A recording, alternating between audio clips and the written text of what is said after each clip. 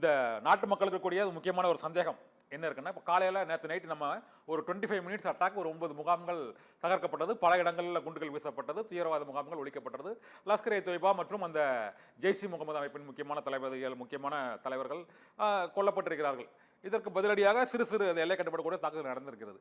இதற்கு அடுத்து பாகிஸ்தானின் அந்த எதிர்வினையானது எவ்வாறு இருக்கும்? சீன தூதரை தவிர மற்ற நாடுகளின் தூதர்கள் மற்றும் மற்ற வெளியுறவு அமைச்சர்கள் இந்த தாக்குதல் ஐக்கிய நாடுகள் சபை வரை இதோடு இதை நிறுத்திக் கொள்ள வேண்டும், பேச்சுவார்த்தை மூலமாக தீர்வு காண வேண்டும் என்று கூறியிருக்கிறார்கள். இதனால் இந்த தாக்குதல் என்பது இந்தியா அந்த 25 நிமிட தாக்குதலுக்கான விளக்கம் இப்போது பாதுகாப்புத்துறை அமைச்சர் ராஜ்நாத் சிங் வரை, இதற்கு முன்பு அந்த வெளியுறவுத்துறை அமைச்சர் விக்ரம் மிஸ்ரி வரை, வெளியுறவுத்துறை செயலாளர் இந்த விளக்கம் அளித்து விட்டார்கள்.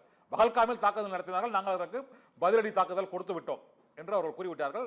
பொது மக்கள் மீதோ ராணுவ நிலைகள் மீதோ நாங்கள் தாக்குதல் நடத்தவில்லை என்று கூறிவிட்டார்கள். இனிமேல் பாகிஸ்தானினுடைய இந்த பதிலடி எவ்வாறு இருக்கும்? இதோடு அதை நிறுத்தி விடுவார்களா, தாக்குதல் நடத்துவார்களா? முதல்ல நீங்க கர்னல் பாஸ்கரன் சொல்லுங்க, அதன் பிறகு கர்னல் முருகானந்தம் சொல்லுங்க சார். ஏற்கனவே நான் சொல்லிட்டேன் சார், அவங்க திரும்ப இருந்தாங்கன்னா இன்னைக்கு அவர் யாசின் கோசினுடைய ஃபைனல் ஏன் போய் அட்டென்ட் பண்ணாங்க? இதே ஒரு கேள்வி, இதே ஒரு நம்மளுக்கு ஆன்சர் கிடைச்சிச்சு. அந்த ஒரு தீவிரவாதிகளுடைய இறுதிச் சடங்குக்கு ஏன் அவங்க அட்டென்ட் பண்ணாங்க? ஏன்னா அவங்க திருந்தணும் நினைச்சாலும் அங்க இருக்கிற தீவிரவாத இயக்கம் அவங்களை திருந்த விடாது.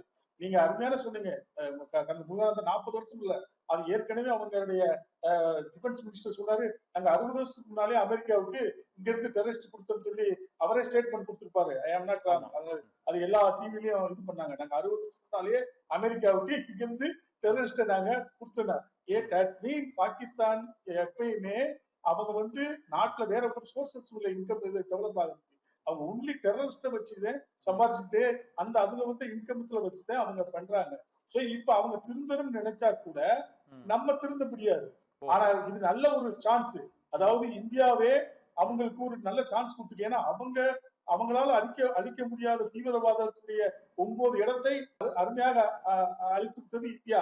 இன்னும் நம்மளோட அவங்க கைகோர்த்து சரி நீங்க எங்களுக்கு உதவி செய்ய சொன்னா இருக்கிற எல்லா டெரரிஸ்டுடைய கேம்பையும் இந்தியா ஈஸியாக அழித்து அவங்களுக்கு தான் நம்ம ஹெல்ப் பண்ணிக்கிட்டு இருக்க முடியும். இப்பயும் நம்ம செஞ்ச ஒரு உதவி, அவங்களை இந்த அட்டாக் பண்ணது, it is helping of the Pakistan.